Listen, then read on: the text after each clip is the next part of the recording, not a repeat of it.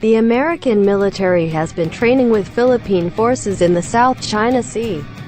Training on May 14 involved U.S. cutting ship Bertholf and 2 Philippine Coast Guard ships.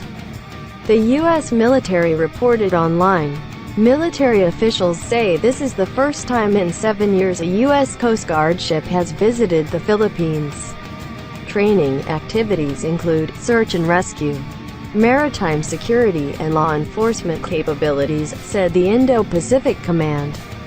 Officers and crew were eager to visit Manila and work with our colleagues at the Philippine Coast Guard, Bertholf Commander Captain John Driscoll said in a statement.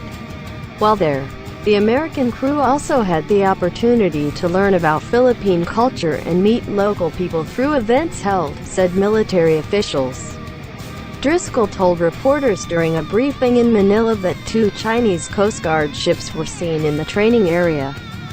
Philippine media reports Chinese ships are in disputed areas in the South China Sea on the west of the Philippines' main island, Luzon. China and the Philippines have territorial claims competing for the region, which includes a small island called Scarborough Shoal. China claims a large part of the South China Sea, an important waterway, trillions of dollars in trade every year. The area has fisheries waters that are rich and believed to store oil and natural gas. The Philippines, Taiwan, Vietnam, Brunei and Malaysia also claim ownership of some of the sea. The Philippines and others have criticized China for using the underwater landscape in the South China Sea to build the island. China has placed military structures and equipment on some of these artificial islands. Security experts say the Coast Guard ship was sent to show a new form of U.S. resistance towards China's expansion in the South China Sea. Stephen Nagy is a professor of politics and international studies at International Christian University in Tokyo. It was a message to Beijing that the United States was involved in the region at 4 or 5 different levels, not just at the military level, he said. The United States does not claim the South China Sea 3.5 million square kilometers. But U.S. officials said they wanted to keep the waterway open internationally. With this aim, the U.S. Navy has sent ships to the sea 11 times since President Donald Trump took office in 2017. The latest is Sunday, when the USS Preble passes within 22.2 kilometers of Scarborough Shoal. A U.S. military commander said last week that U.S. Air Force planes also fly over the South China Sea every day in an effort to protect the freedom of excessive flight. We fly every day in and around the South China Sea and really cross the area, Pacific Air Force Forces Commander General Charles Q. Brown, Jr. told reporters. Brown said U.S. Air Force flights were not offensive and aimed to ensure that all countries could fly where international law permitted them. That is something that I think all nations must be able to do, he said. I realize that, sometimes, China doesn't like that fact. China has repeatedly criticized the U.S. military's sea and air activities in the South China Sea region that it claims to be its own territory.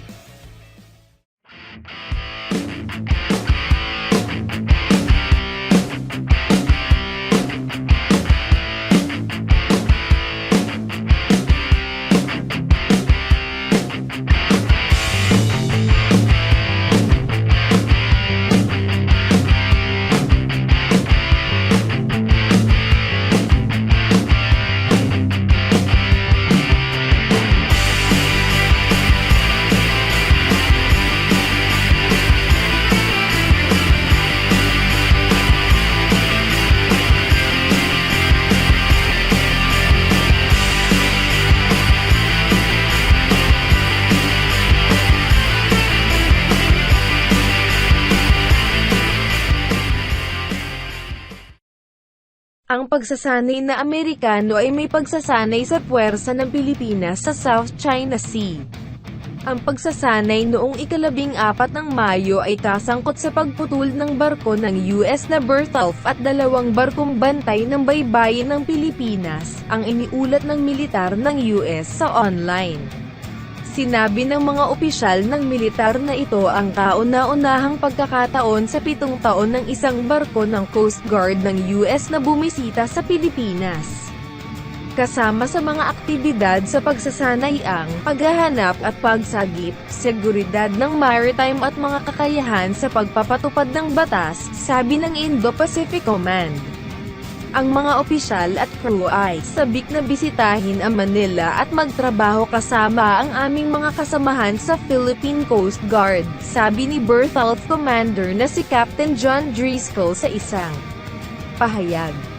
Habang naroon, ang American crew ay nagkaroon din ng pagkakataon na matutunan ng tungkol sa kultura ng Pilipinas at matugunan ang mga lokal na tao sa pamamagitan ng mga pangyayari na gaganapin.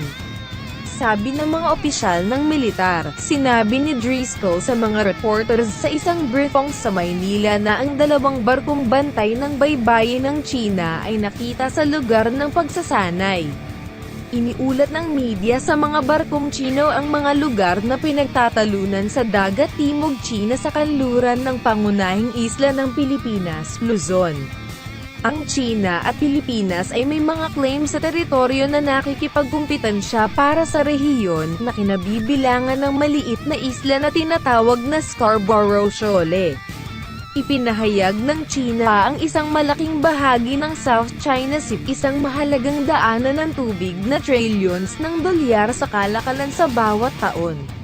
Ang lugar ay may mga fisheries, tubig na mayaman at pinaniniwalaan na mag-imbak ng langis at natural gas. Ang Pilipinas, Taiwan, Vietnam, Brunei at Malaysia ay nag-aangkin rin ng pagmamay-ari ng ilan sa dagat.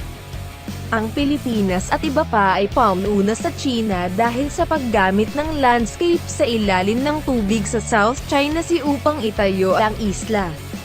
Inilagay ng China ang mga istrukturang militar at kagamitan sa ilan sa mga artificial na isla. Sinabi ng mga eksperto sa seguridad na ang barkong bantay ng baybayin ay ipinadala upang ipakita ang isang bagong anyo ng paglaban ng US patungo sa paglawak ng China sa South China Sea. Si Stephen Nagy ay isang propesor ng politika at internasyonal na pag-aaral sa International Christian University sa Tokyo. Ito ay isang mensahe sa Beijing na ang Estados Unidos ay kasangkot sa rehiyon sa 4 o 5 iba't ibang mga antas, hindi lamang sa antas ng militar, sinabi niya.